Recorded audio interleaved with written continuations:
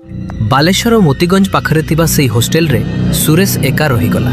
ଖରା ଛୁଟି ପଡ଼ିଲା ପରେ ସବୁ ପିଲା ଘରକୁ ଚାଲିଗଲେ। ହୋଷ୍ଟେଲ ପୁରା ଖାଲି ସୁନସାନ ଲାଗୁଥିଲା। ସେଇଦିନ ରାତିରେ ସୁରେଶ ଖାଇସାରି ଶୋଇପଡ଼ିଲା। ପ୍ରଥମ 2-3 ଘଣ୍ଟା ସବୁ ଠିକ୍ ଥିଲା। ହଠାତ୍ ଏକ ଅଜବ ଗନ୍ଧ ତା ନାକରେ ଲାଗିଲା। ମନେ ହେଉଥିଲା କିଛି ପୁରୁଣା ପଚା ଜିନିଷର ଗନ୍ଧ।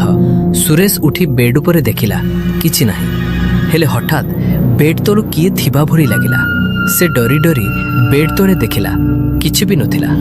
ବୋଧେ ଭ୍ରମ ହେଉଥିବ କହି ସେ ପୁଣି ଶୋଇପଡ଼ିଲା। କିଛି ସମୟ ପରେ ପୁଣି ସେହି ଗନ୍ଧ, ଏବେ ଆହୁରି ଭୟଙ୍କର। ଏବଂ ଏବେ ସ୍ପଷ୍ଟ ଶୁଣାଗଲା ବେଡ୍ ତଳୁ 2 ଜଣ ଲୋକ କଥା ହେଉଛନ୍ତି। ସେ ଶୋଇଗଲାନି କି? ଦ୍ୱିତୀୟ ଶବ୍ଦ ହସି କହିଲା, ହଁ ଏବେ ବାହାରିବା ସମୟ ହେଲା। ସୁରେଶ ଭୟରେ ଜମିଗଲା, ହଳି ପାରୁନି।